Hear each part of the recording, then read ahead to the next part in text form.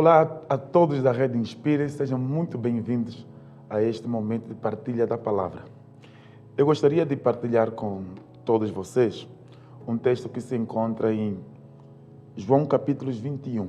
É um texto bastante conhecido do Evangelho de Jesus, segundo escreveu João. O versículo de números 4, a Bíblia diz assim: Mas ao clarear de madrugada, estava Jesus na praia. Todavia, os discípulos não reconheceram que era ele. Perguntou-lhe Jesus: Filhos, tendes aí alguma coisa de comer? Responderam-lhe: Não. Então lhes disse: Lançai a rede à direita do barco e achareis. Assim fizeram e já não podia puxar a rede, tão grande era a quantidade de peixes. Aquele discípulo a quem Jesus amava disse a Pedro: É o Senhor. Simão Pedro cingiu-se com as suas vestes e lançou-se ao mar. Mas os outros discípulos vieram no barquinho puxando a rede com os peixes. O texto que nós acabamos de fazer a leitura está o momento que Jesus aparece diante dos discípulos para recuperá-los, digamos assim. Na verdade, o centro desse texto é Pedro. Jesus está aí à busca e restaurar de facto Pedro. Se eu pudesse dar um título a esse capítulo 21, eu daria o título de A Restauração de Pedro.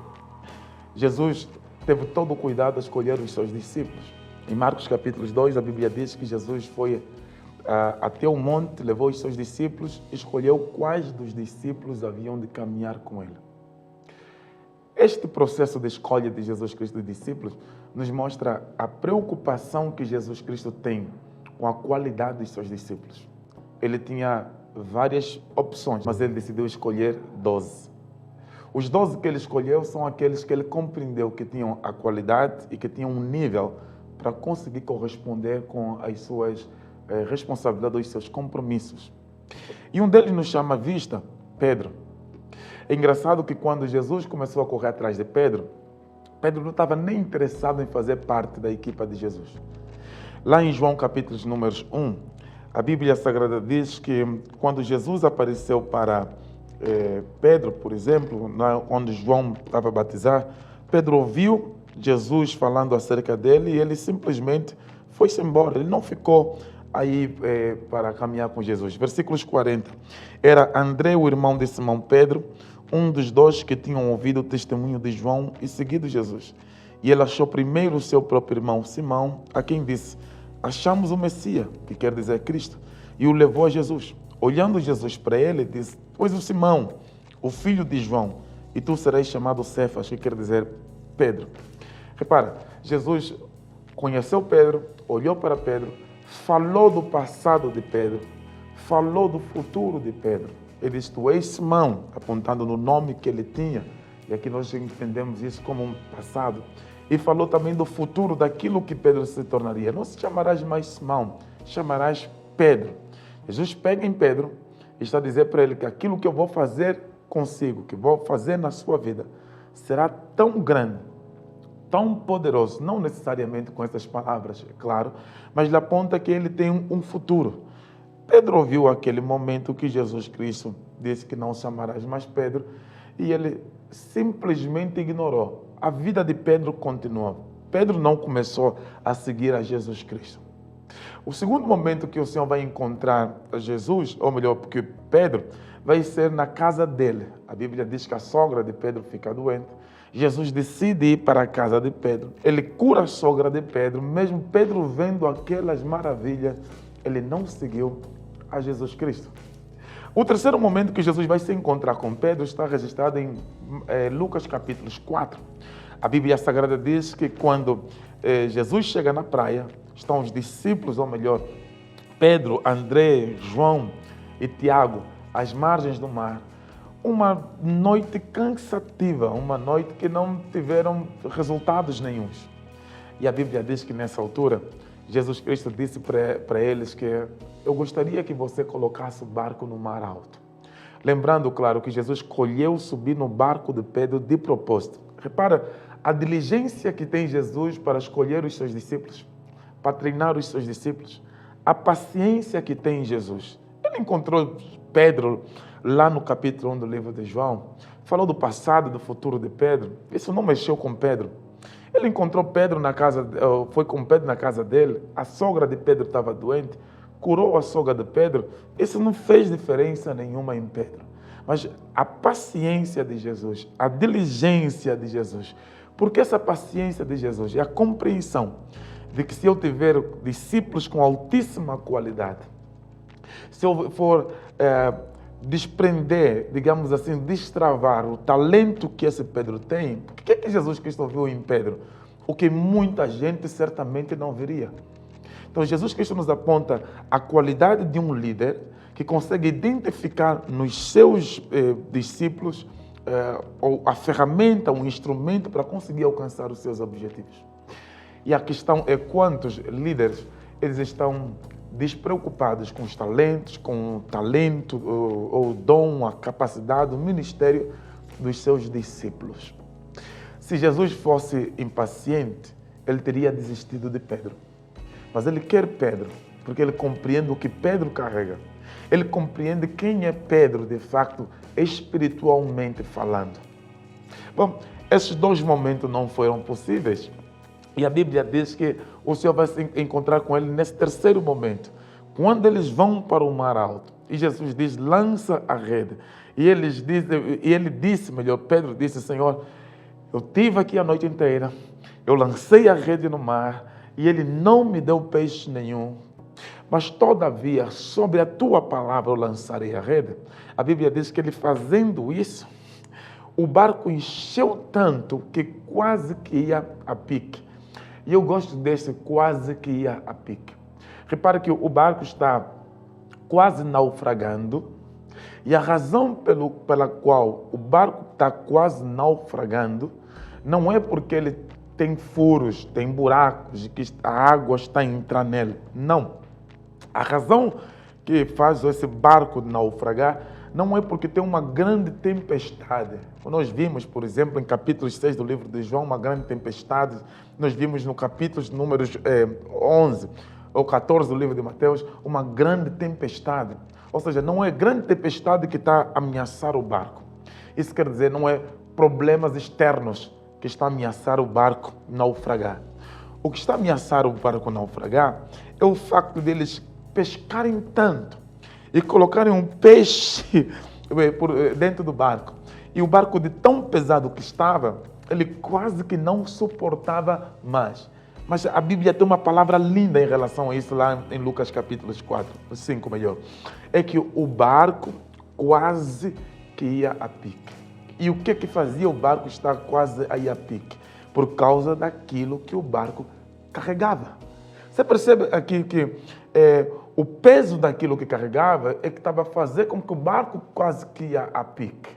Então, pessoas que carregam grandes coisas sempre vão andar e caminhar nesse limiar assim. Ou seja, a vida quase que vai para baixo, mas todavia também não naufraga. E a razão é aquilo que a pessoa carrega.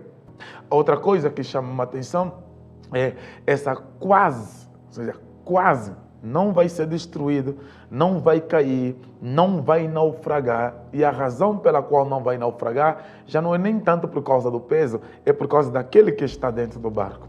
Jesus, que estava dentro daquele barco. A razão pela qual Jesus estava a fazer isso é para chamar definitivamente a atenção de Pedro. E quando o barco quase que ia a pique, foi dividindo aquilo que carregava com outros barcos. Repara que era tanta coisa que o barco não dava para carregar sozinho. Teve que partilhar com outros barcos. A Bíblia diz que eles chamaram outros barquinhos que estavam à volta para dividir a carga. Lindo isso. Quando Pedro viu isso, ele diz assim, Senhor, afaste de mim, que eu sou um homem pecador. E Jesus, a esta altura, ele diz, não temas, Pedro, porque eu vou te fazer pescador de homens. Eu vou te fazer um discípulo. Eu vou te fazer uma máquina. Eu vou te fazer um fenômeno. Isso é lindo, tá? Porque eu tenho aqui dois aspectos importantes a refletir acerca desse encontro. Primeiro, a presença de Jesus Cristo fez Pedro reconhecer o seu estado. Pela primeira vez, Pedro reconhece que é pecador. É impossível você estar diante de Jesus e não reconhecer suas limitações, suas debilidades, suas fraquezas, suas fragilidades e principalmente, claro, seus pecados. Então há um reconhecimento, há uma assunção de Pedro, que eu sou um homem pecador. Segundo, demonstra o amor e cuidados de Jesus Cristo. Mesmo ele ter negado no capítulo 1 do livro de João, não ter seguido Jesus, não ter seguido Jesus no capítulo 2 do livro de Marcos, na altura que Jesus estava na casa da sua sogra, na casa dele. Todavia, naquele momento, Jesus ainda disse para ele: eu tenho um plano para a sua vida. Para qualquer um de nós, diríamos assim, Pedro não tem a qualidade de facto para um discípulo. Mas para Jesus Cristo era uma questão de processos. Às vezes os grandes talentos, eles estão escondidos atrás de estruturas que não aparentam ser alguma coisa. Às vezes o grande talento estão atrás de pessoas que carregam bastantes falhas e muitas dificuldades. É esse Pedro que Jesus Cristo quer. É esse Pedro que Jesus Cristo vai à busca dele.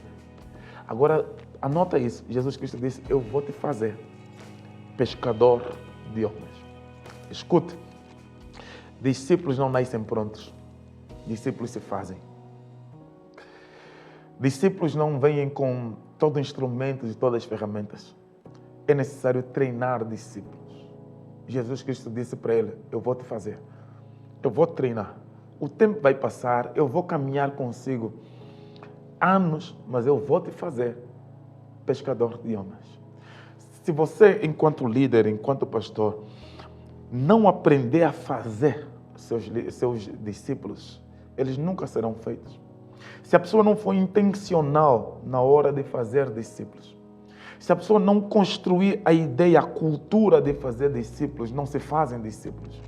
Jesus tinha uma cultura de produzir discípulos e produzir discípulos com qualidade. E não somente havia necessidade dele de produzir os discípulos, mas também ele olhava na necessidade da pessoa passar pelo processo para a construção desses discípulos. E por esta razão é que ele pega em Pedro, ele vai caminhar com Pedro. Depois, se você caminhar com a história inteira, você vai compreender como Jesus treinou Pedro da melhor forma. Em vários momentos, Jesus Cristo chamou a atenção de Pedro. Por exemplo, no momento crucial, quando Pedro disse para Jesus: Senhor, eu estarei em todo momento consigo, eu estou pronto até para morrer contigo. Jesus disse para Pedro: Pedro, nesta noite ainda, antes que 3 vezes o galo cante, você vai me negar. Jesus está a falar para Pedro sabendo que o Pedro que ele escolheu, em algum momento havia de falhar com ele, mas ele não retroage na escolha que ele fez com Pedro. Ele disse: hoje ainda 3 vezes antes que o galo cantará e você me negará.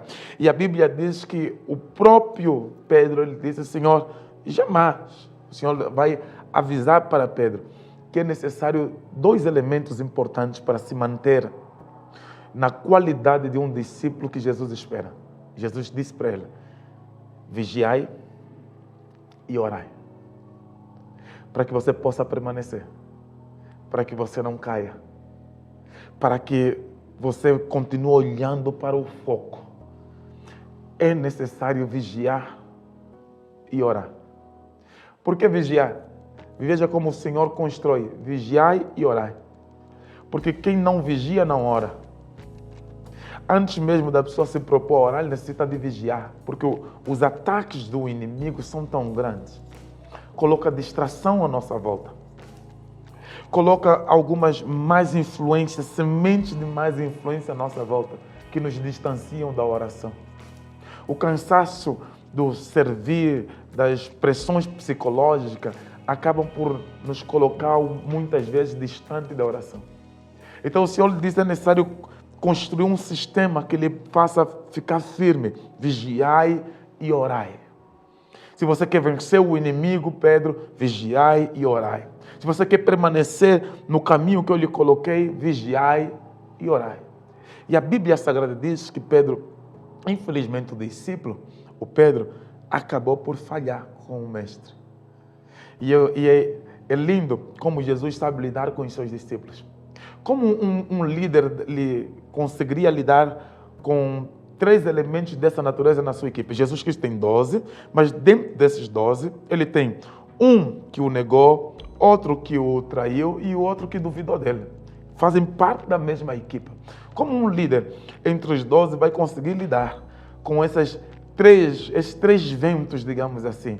Um que lhe nega, outro que duvida de si e o outro que o trai.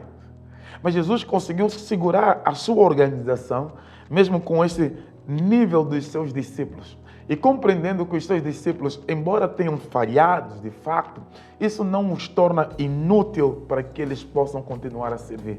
Jesus é um mestre, é um professor por natureza. E por essa razão ele está treinando os seus discípulos e o treino não está a ser fácil. Veja como Pedro conseguiu manter. Jesus Cristo chamou Pedro de Satanás. Está no texto bíblico. Mas mesmo assim Pedro manteve com Jesus. Muitos liderados hoje, muitos discípulos hoje, não conseguiriam suportar ser chamado de Satanás. E Pedro suportou. Aqui também nos aponta como a escola de Jesus Cristo não é fácil. A escola de Jesus Cristo é dura. Apesar de ser discípulos que ele está a treinar e alguém que ele muito valoriza, todavia, ele está a dizer: para trás de mim, Satanás, para que não me sirva de escândalo. Pedro ouviu aquele choque, mas ele entende que ele está a ser treinado. Por quê? Jesus Cristo o elogiou no mesmo texto. Isso é incrível. E para líderes, preste bem atenção. Lá em Mateus, capítulo número 16, versículos 3 a seguir, a Bíblia diz que Jesus chegou até as regiões de Cesareia e Filipe. Os discípulos estavam naquela discussão. Jesus pergunta para ele: quem dizem ser o Filho do Homem? Aí vêm os discursos. João Batista, Isaías, Jeremias, ou um dos profetas. E tu, o que é que diz que eu sou? Pedro disse: tu és o Cristo, o Filho de Deus vivo. Jesus Cristo disse: bem-aventurado és tu. Elogio de Jesus. Bem-aventurado és tu, filho de Jonas. Não foi carne nem sangue que te revelou. De outra maneira, você foi usado pelo Espírito Santo. Deus te usou profundamente. Deus te usou poderosamente. Deus te usou numa dimensão que eu não esperava. É naquela mesma altura que ele recebeu o maior elogio que Pedro vai cometer o erro de chamar Jesus Cristo e dizer para ele: tu não podes dizer que vais morrer na cruz. Ou seja, no mesmo minuto que Deus usou Pedro, o diabo também apareceu para usar Pedro. Não foi no dia seguinte, foi no mesmo momento. Tá? Agora, aqui nós temos 3 lições interessantes em relação a esse discípulo Pedro. Tá? Número 1, podíamos identificar que o elogio fez mal a Pedro. Pedro foi usado poderosamente, foi elogiado grandemente e sentindo-se em cima, no patamar, no pedestal, sou usado. Se eu estou a ser usado por Deus agora, quando eu chamar a Jesus para falar com ele que ele está a agir errado, então ele vai compreender que eu também estou a ser usado por Deus nessa altura. Só que não. Jesus tem discernimento e consegue perceber qual o espírito que está a operar na vida de Pedro. Tá? E é importante para líderes compreender isso. Discípulos que são poderosamente usados por Deus podem ser poderosamente usados pelo diabo. Vou repetir. Discípulos que são poderosamente usados por Deus podem ser poderosamente usados pelo diabo. Cabe o líder ter discernimento para poder treiná-lo, prepará-lo, direcioná-lo e principalmente fazer a gestão do ego.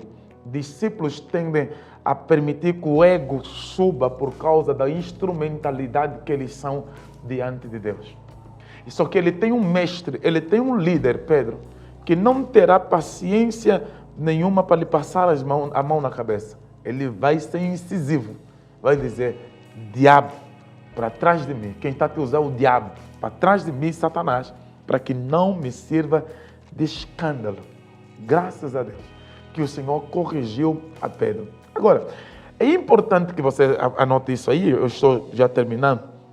É importante que você anote isso aí, que antes de Deus usar-te poderosamente, Deus vai permitir que você seja ferido profundamente.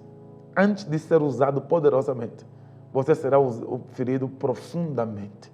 A vida de Pedro é isso.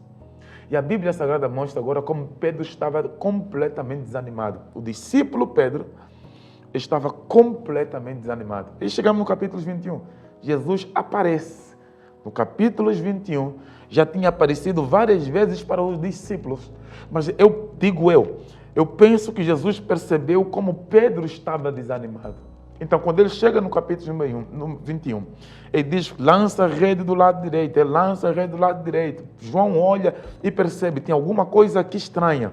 Esse homem que apareceu aqui, nessas margens desse mar, já apareceu outra vez lá atrás, no capítulo 5 do livro de Lucas, na margem do mesmo mar. Ou seja, o cenário Jesus fez de propósito. Aliás, Jesus é intencional.